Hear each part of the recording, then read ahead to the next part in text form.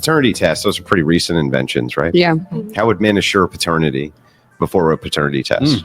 The way that they looked when the baby came out. How else? What would be the best way to assure that the child was yours? Make sure that you're the only one having sex Right, with you're the her. only one. Right? Right. So for the assurance of reproduction for the purposes of survival, right? It makes sense why men have this kind of like revolt carriage to women with multiple men. So you want to assure that that's their offspring. If they can't assure that it's the offspring, it also is detrimental to the mother because then they can just deny it, right? It's not mine. You slept with multiple men. So that's it. And that's why that revolt or disgust is there for men. It's not You don't think always that there that's for societal in there too? What do you mean? I don't know if there's. This is just what you find socially when you give different polls and different questions between the sexes. Correct. It's not that women don't care about it. I'm not saying that, right? And some women really care about it.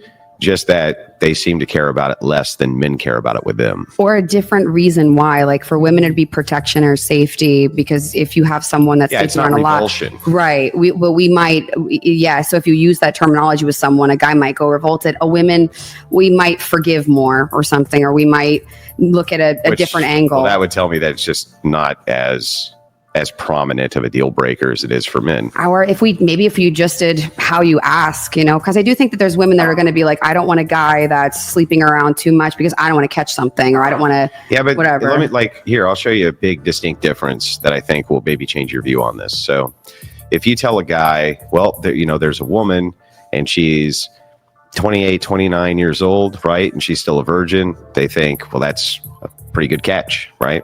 28, 29. But the flip side is that women will often reject men at 28, 29 who are virgins because they think, what the fuck is wrong with this guy that no woman wants him? So that happens often to men. I don't know. I've seen it in coaching. It just depends on different societies. And then also, I have a lot of clients that are 30s and 40s who are virgins. Mostly men, though, right? As much as we all like to rip on men, this is time to take some accountability.